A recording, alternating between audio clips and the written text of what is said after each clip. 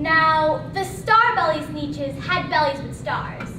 The plain-belly sneeches had none upon theirs. Those stars weren't so big.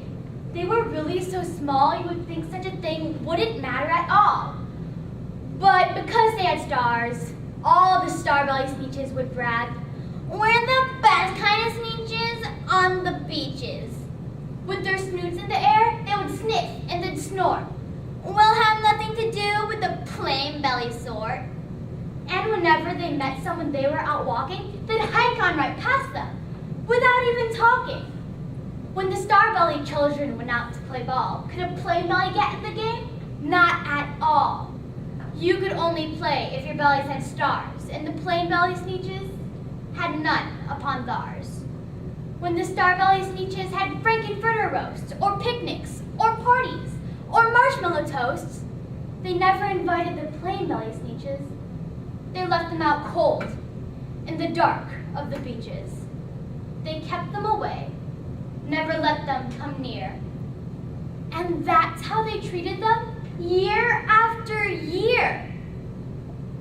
Then one day, it seems, while the plain-belly sneeches were moping and doping alone on the beaches, just sitting there wishing their bellies had stars, a stranger zipped up in the strangest of cars. "My friends," he said in a voice clear and keen. "My name is Sylvester McMonkey McBean, and I've heard of your troubles. I've heard you're unhappy, but I can fix that. I'm the fix-it-up chappie. I've come here to help you. I have what you need, and my prices are low, and I work with great speed. And my work is 100% guaranteed." Then quickly, Sylvester McMonkey McBean put together a very peculiar machine. And he said, "You want stars like a star-belly sneech? My friends, you could have them for $3 each. Just pay me your money and hop on aboard." So they clambered inside. Then the big machine roared and it conked, and it bonked, and it jerked, and it burped, and it bopped them about. But the thing really worked. When the plain-belly sneeches popped out, they had stars. They actually did. They had stars upon theirs. Then they yelled at the ones who had stars at the start, "We're exactly like you. You can't tell us apart. We're all just the same now, you snooty old smarties. And now we could go to your frankenfurter parties."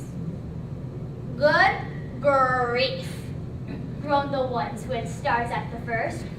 "We're still the best sneeches, and they're the worst. But how in the world will we know?" They all frowned. Whether which kind is what, or the other way around. Then came McBean with a very sly wink, and he said, "Things aren't quite as bad as you think. So you don't know who's who. That is perfectly true. But come with me, friends.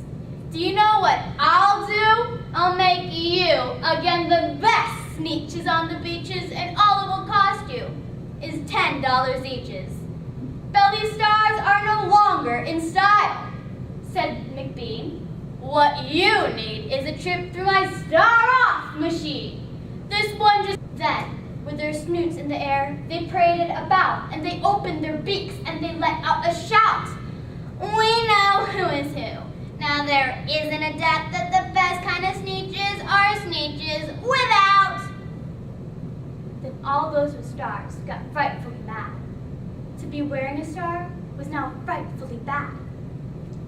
Then, of course, old Sylvester McMonkey McBean invited them to his star-off machine. Then, of course, from then on, as you could probably guess, things really got into a horrible mess. All the rest of the day, on those wild, screaming beaches, the fix-it-up chappie kept fixing up sneeches. Off again, on again, in again, out again. Through the machines they raced round and about again, changing their stars every minute or two. They kept paying money. They kept running through until neither the plain nor the star-belly knew whether this one was that one, or that one was this one, or which one was what one. or what one was who. Then, when every last cent of their money was spent, the fix-it-up chappie packed up, and he went, and he laughed as he drove his car down the beach. They will never learn. No, you can't teach a Sneetch. But McBean was quite wrong. I'm quite happy to say that the Sneetches got really quite smart on that day. That day they decided that Sneetches were Sneetches, and no kind of Sneetch was the best on the beaches. That day, all the Sneetches forgot about stars, and whether they had one or not upon theirs.